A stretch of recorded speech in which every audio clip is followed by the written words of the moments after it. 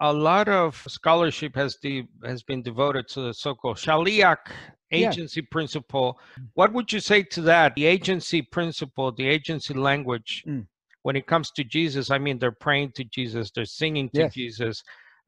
Pliny, I believe, one of the Roman Hmm. historians says these Mm. people worship this man as if he were God, Yeah.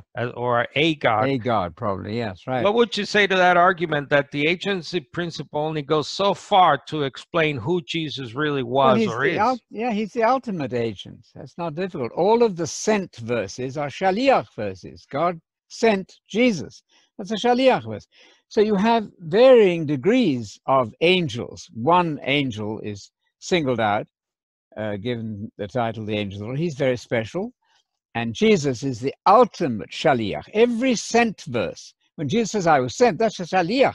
I'm the ultimate agent. Speaks for God uniquely, not just a man, whatever that means, not a mere man, whatever that means. You're not a mere man or just a man, vaguely, if you have no human father. So he's absolutely unique, and he's the top of a list and the ultimate shaliach, the ultimate one sent, as John the Baptist was also sent, but not at the same level. One of the stories Yeah. I'm always reminded is the story of the vineyard. So Jesus tells this story, as you know, that a man plants a vineyard, puts a wall around it, and Mm-hmm. he puts people to watch over it. Yep. And then he goes away. It says at harvest Harvest time, time, right? he sent a slave Yes. in order to receive some of the fruit of the vineyard. Yes. But the Yes. guys watching over it that he himself left beat Yeah. up the servant. Terrible. And this happens two or three Yeah. times. Yeah. And then finally, owner of the vineyard says, look, I'm going to send my son. Yeah. They will Yeah. respect my son. Yes.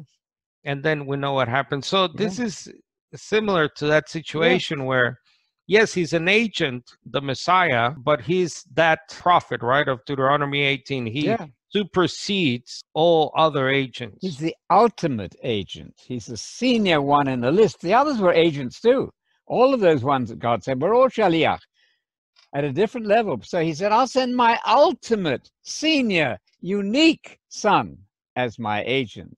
But again, that doesn't mean that just because it's the Son of God, not God the Son, not No, not God God the Son. himself in some No, no. mysterious, mystical, No. second person way. No, you can't have God the Son. Um, That would make two gods. You see, God cannot die. It's very easy.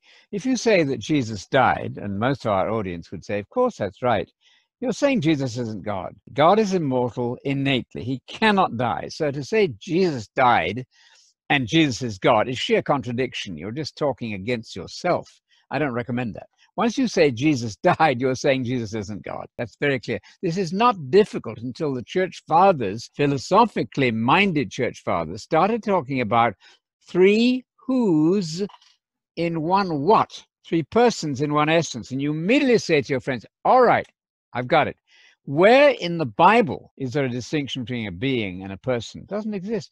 You've transposed your whole conversation outside the Bible, and therefore you're not doing Bible at all. There's no such thing as God being an essence. That's Greek philosophy. So if you want to talk Bible, talk Bible.